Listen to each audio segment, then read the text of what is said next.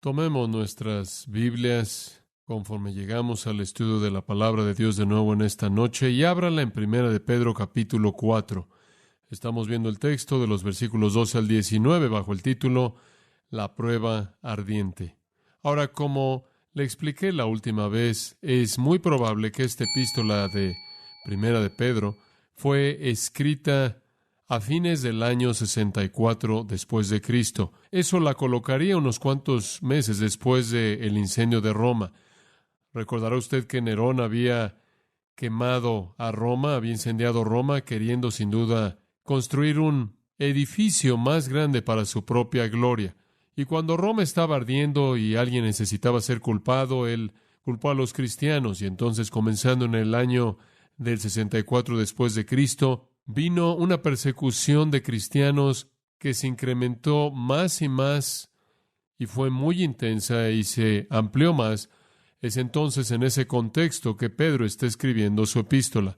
Sus lectores ya habrían estado sintiendo algo de la furia de una nación que era anticristiana para comenzar y que ahora habría pensado que los cristianos eran responsables por la tragedia de incendiar Roma y la muerte de personas que estuvieron en esa ciudad. Sus lectores dispersos a lo largo del mundo romano también habrían comenzado a sentir la presión de la persecución. Entonces, Pedro está escribiéndole a creyentes que están comenzando a sentir el fuego, por así decirlo, por parte de aquellos que están en un mundo incrédulo y como incrédulos, herramientas y agentes de Satanás en contra de la iglesia de Cristo.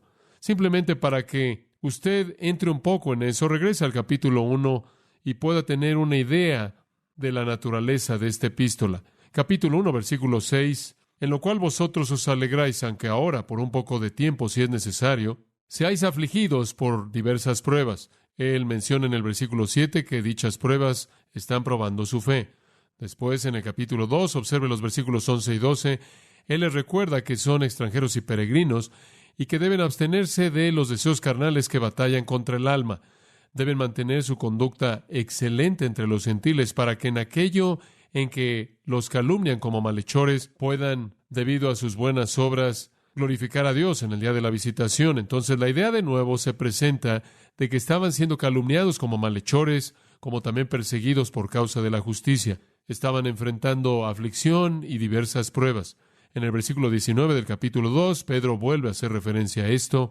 Él dice, hay aprobación si por causa de la conciencia hacia Dios un hombre soporta bajo tristezas, bajo aflicciones cuando sufre injustamente.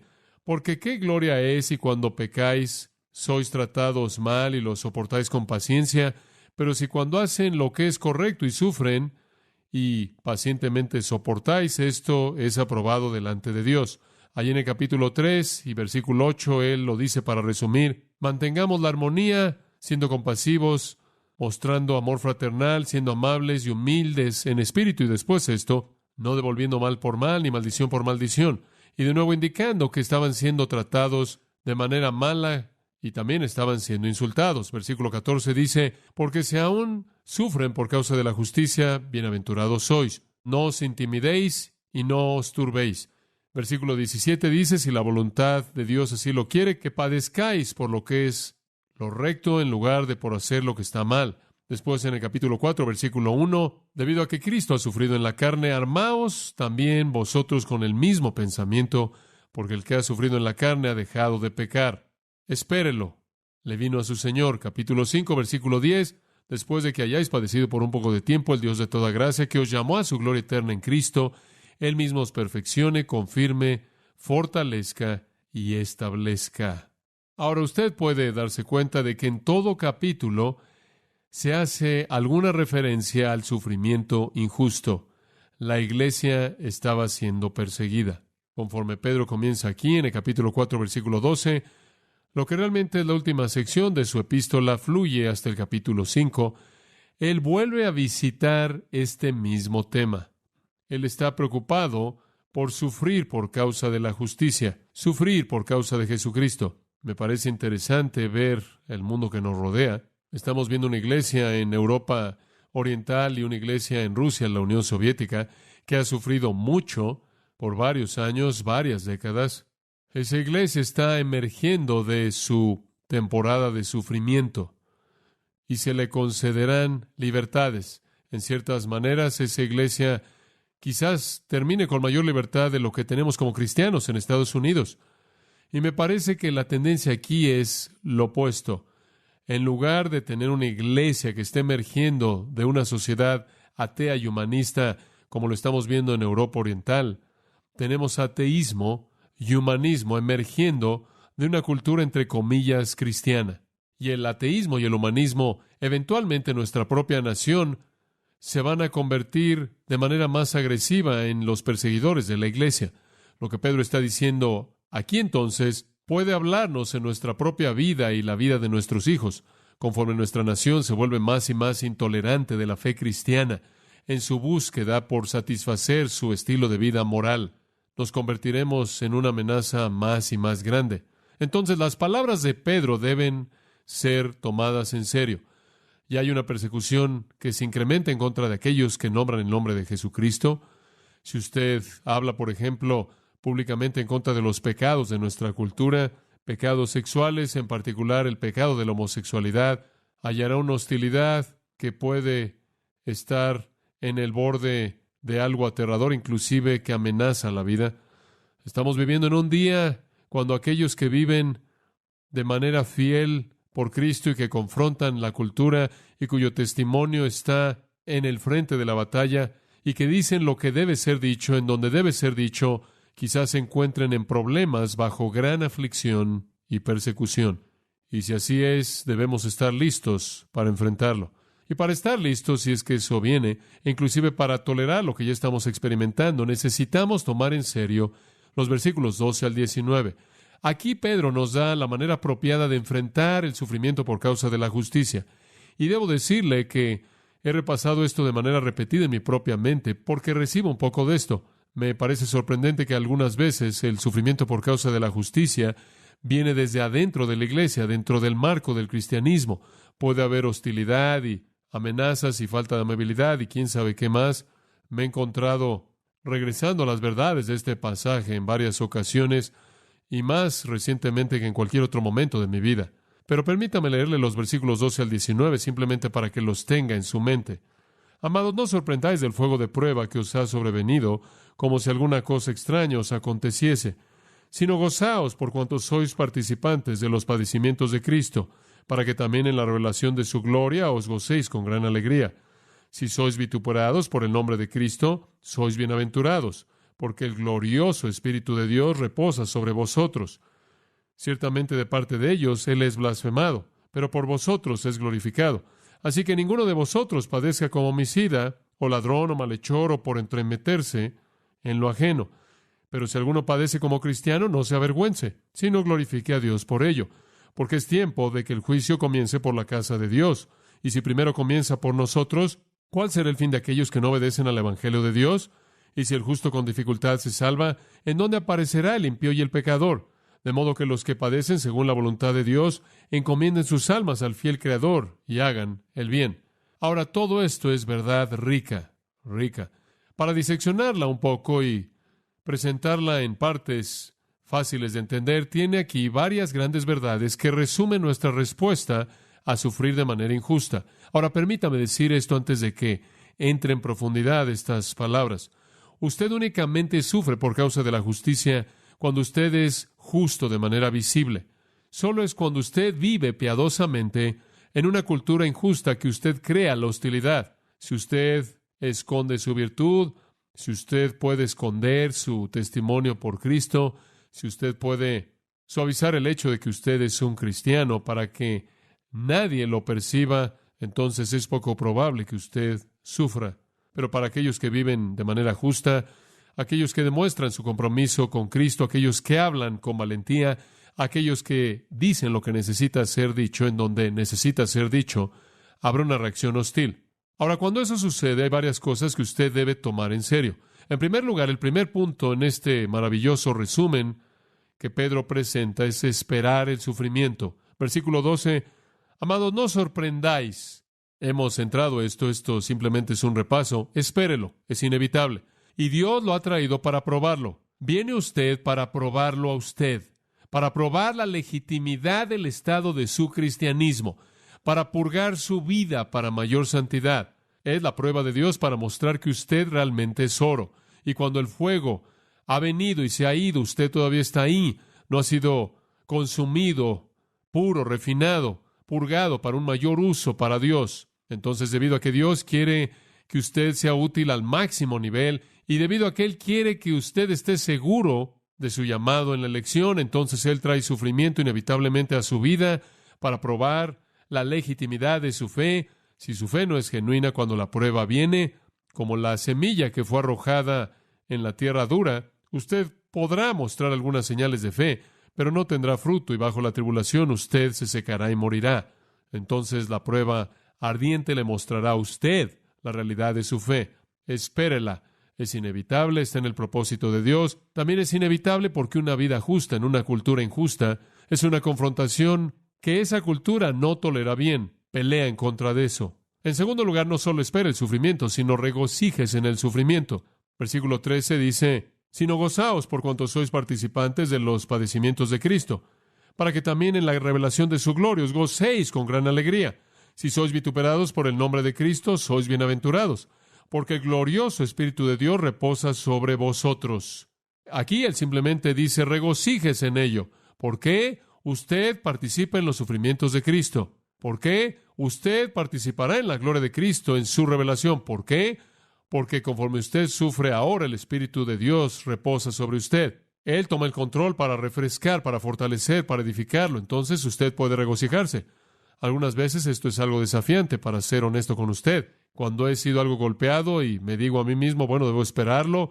Después de todo, si deseo vivir una vida piadosa y predicar la verdad de Dios y quiero ser fiel al estándar de santidad y quiero aferrarme al estándar de pureza doctrinal y verdad bíblica al nivel más elevado, puedo esperar recibir esto, entonces debo estar listo para esto.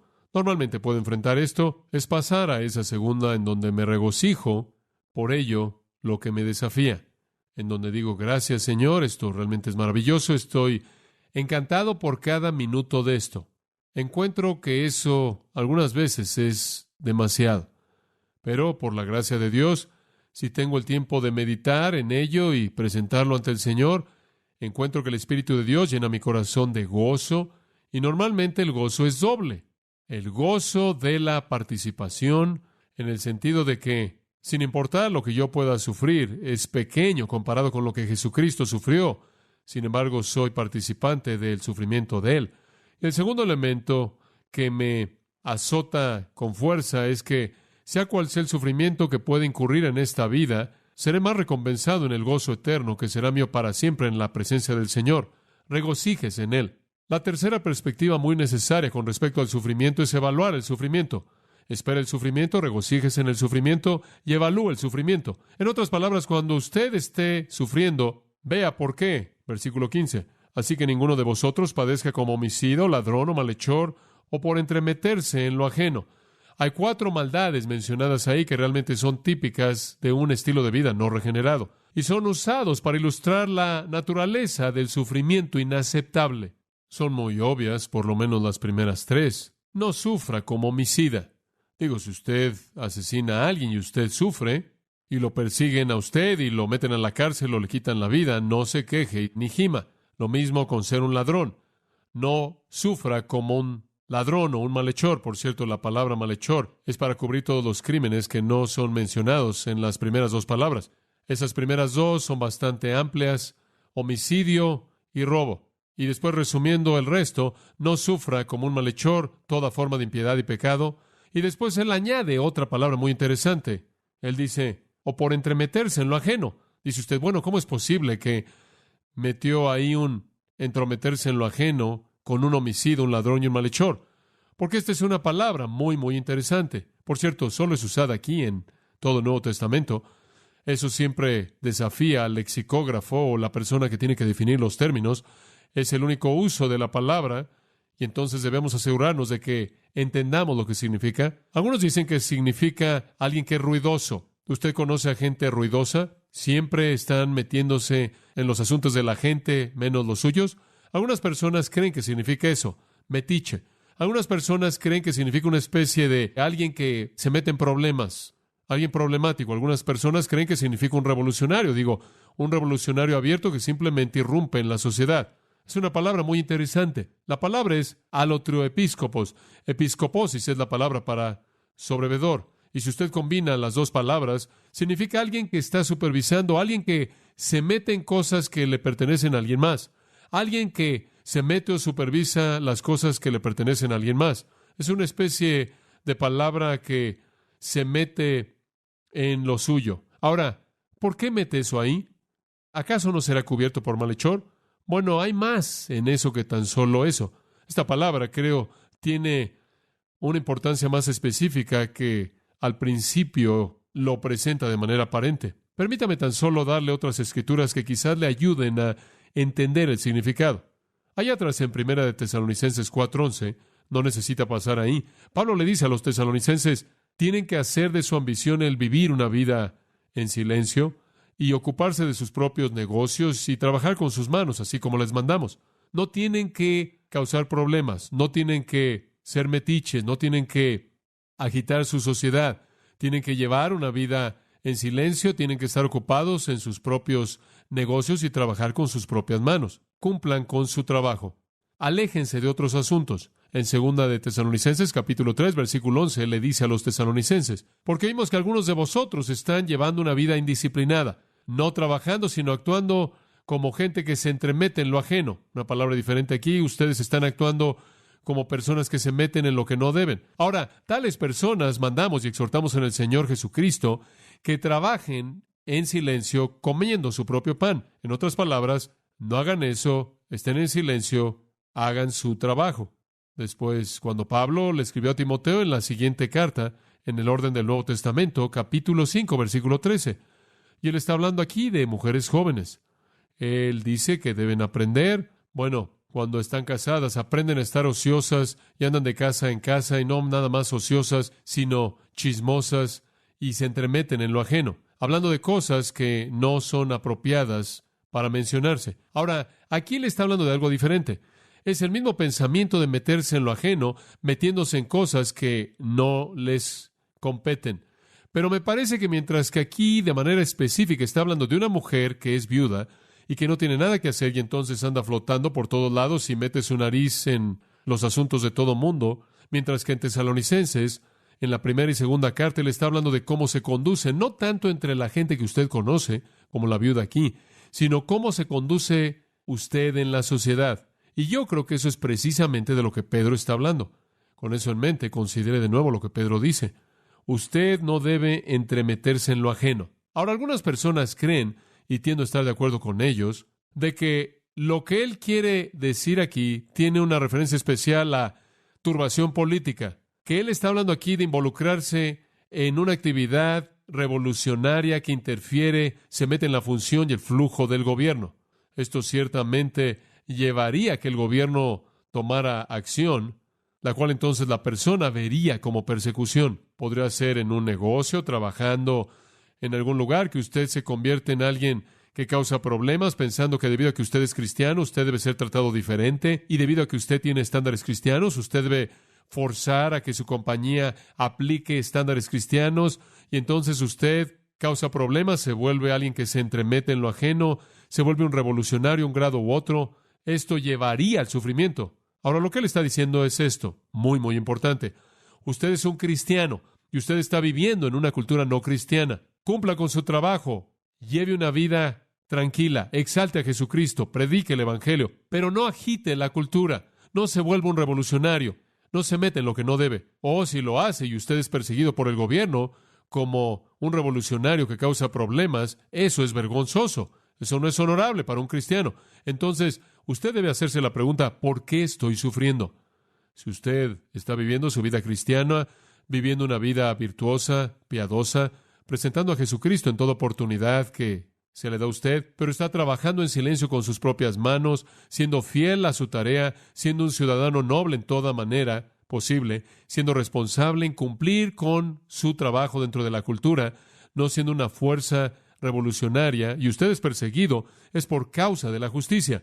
Pero si usted quiere forzar o imponer su manera de pensar cristiana en su cultura, sea la cultura corporativa en la que usted funciona, o en la tienda en la que usted funciona, o en el estado o gobierno en el que usted vive, usted ha cruzado una línea. Y creo que Pedro simplemente está reenfatizando aquí lo que él dijo allá atrás en el capítulo 2, que debemos ser ciudadanos, que somos modelos de sumisión a toda institución humana, a toda persona en autoridad. Entonces Pedro está diciendo, mira, si sufres como homicida y el gobierno viene y te castiga, si sufres como ladrón y el gobierno viene y te sentencia, si sufres como algún tipo de malhechor involucrándote en alguna otra ofensa criminal y el gobierno te mete a la cárcel, o si te has convertido en un revolucionario o alguien que causa problemas y un revolucionario social, entonces no consideres eso como sufrir por causa de la justicia.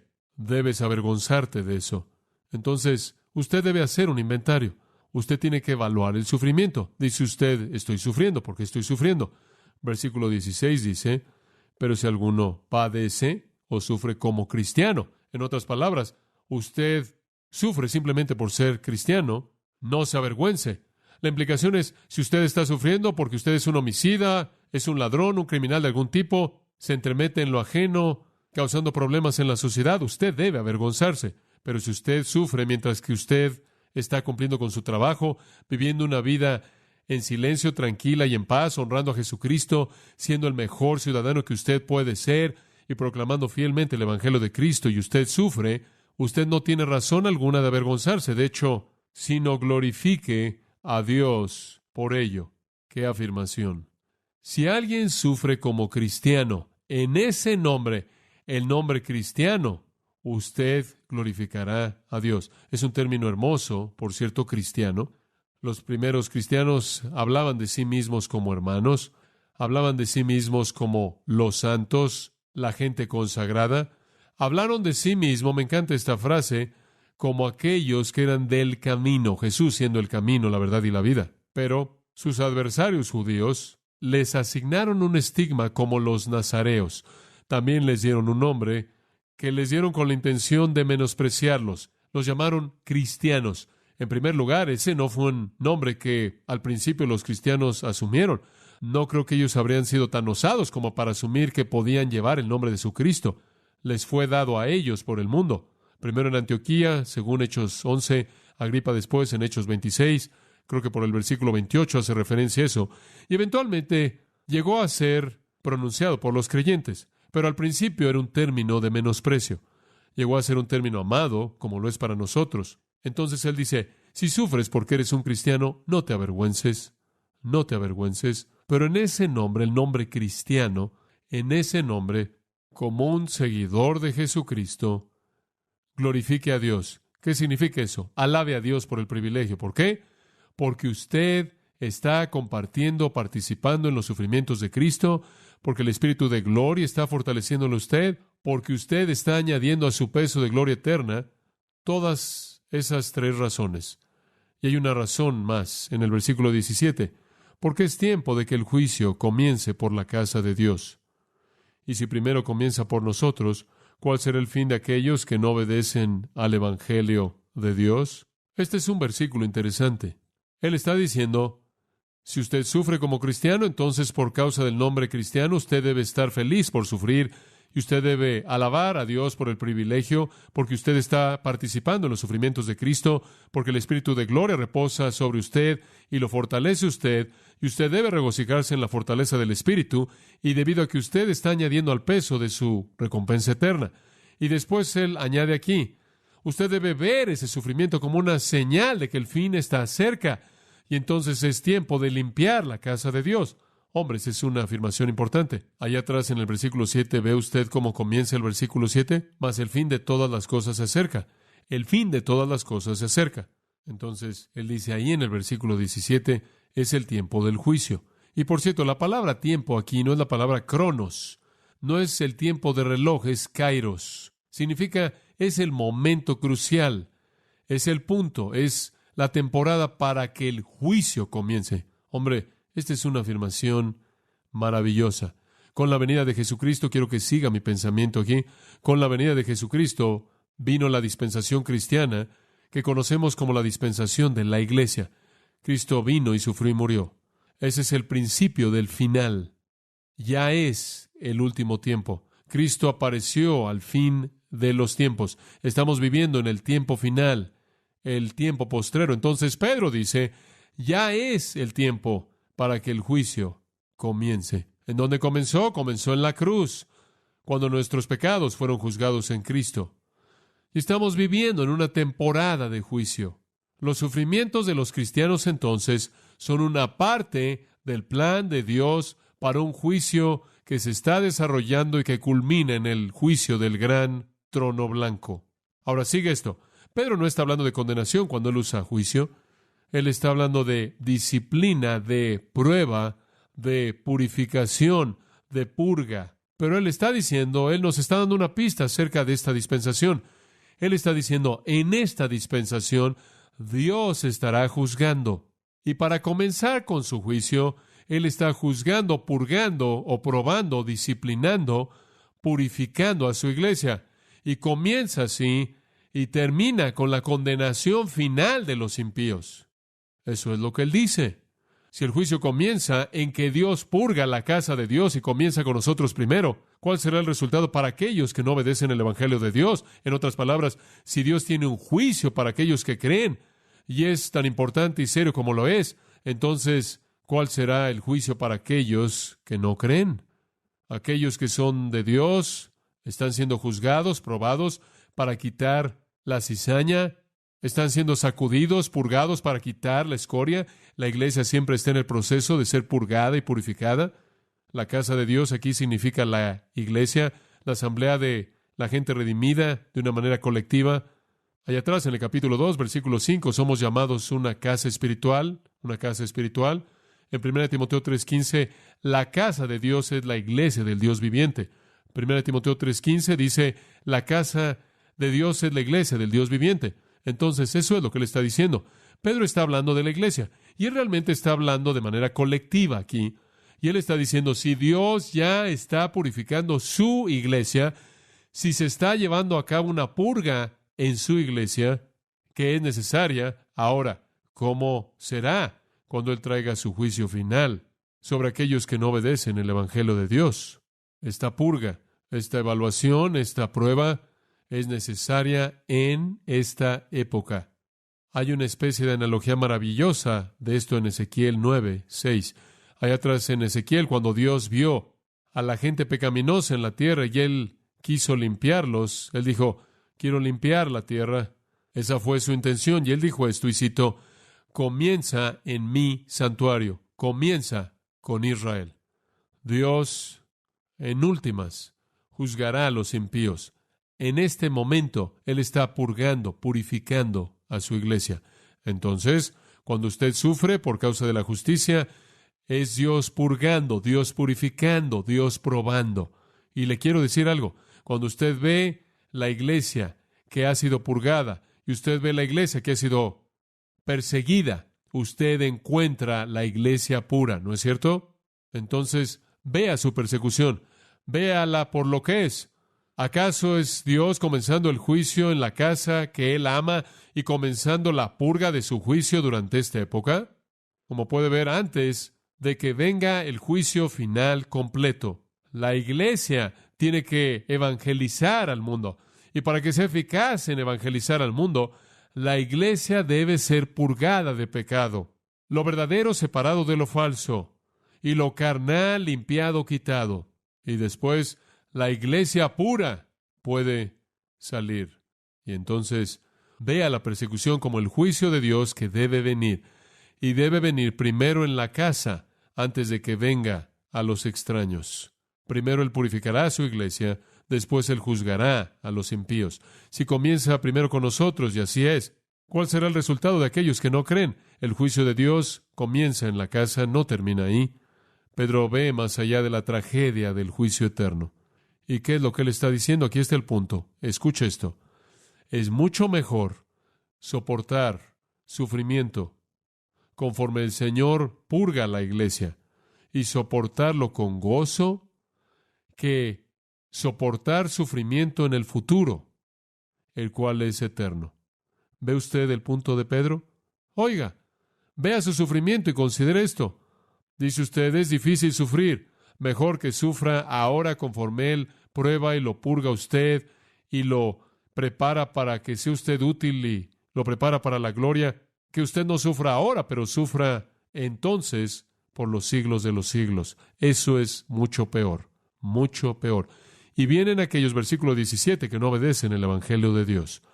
Eso nos recuerda a Romanos 1, 1-5, en donde Pablo usa la misma frase, el Evangelio de Dios, las buenas noticias acerca de Cristo. ¿Cuál será el resultado? Pregunta él, o el fin. Le voy a decir cuál es. Juicio aterrador, condenación eterna. Segunda de Tesalonicenses 1:4 y en adelante, habla de la iglesia perseguida y cómo la iglesia ha perseverado en fe en medio de la persecución y la aflicción. Y después en el versículo 5 él dice, esta es una indicación clara del juicio justo de Dios, para que seáis tenidos por dignos del reino de Dios, por el cual de hecho están sufriendo. Él está diciendo, deben saber que esta es una indicación clara, toda esta tribulación, todo este problema, todo este sufrimiento, es una indicación muy clara de que Dios los está juzgando a ustedes, los está purgando, los está limpiando, Él los está haciendo más útiles. Él está dejándoles compartir los sufrimientos de Cristo.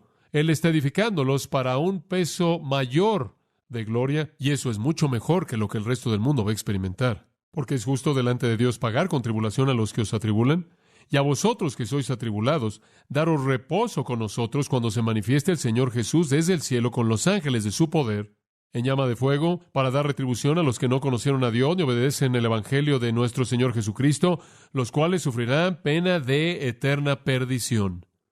Entonces, no se esté quejando por sufrir ahora y tener gloria después. Hay muchos que no están sufriendo ahora, pero lo enfrentarán por los siglos de los siglos de los siglos. Pedro entonces apoya su punto con una cita en el versículo 18.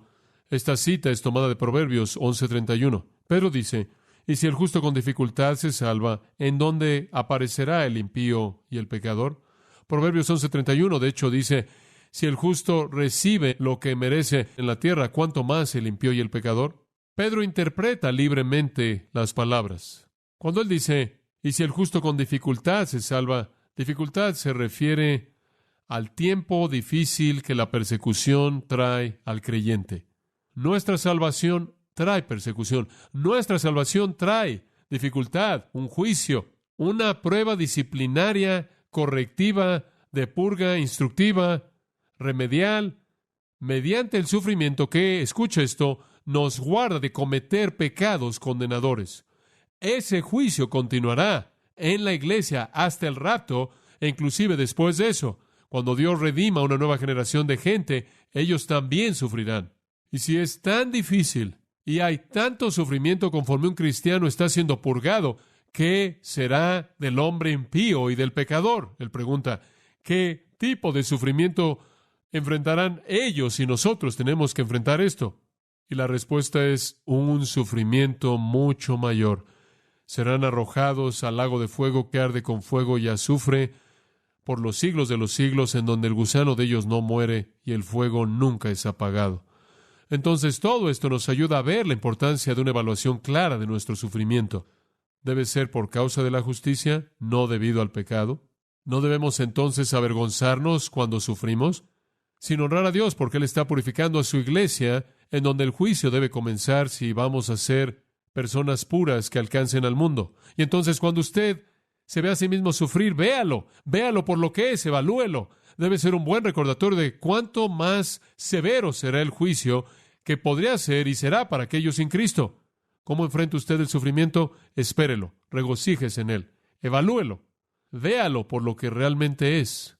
Es Dios en su gracia purgando a su iglesia para que sea más útil, para que tenga comunión con Cristo, para que tenga un mayor peso de gloria. No debe compararse con ese sufrimiento terrible que los pecadores y los impíos enfrentarán para siempre.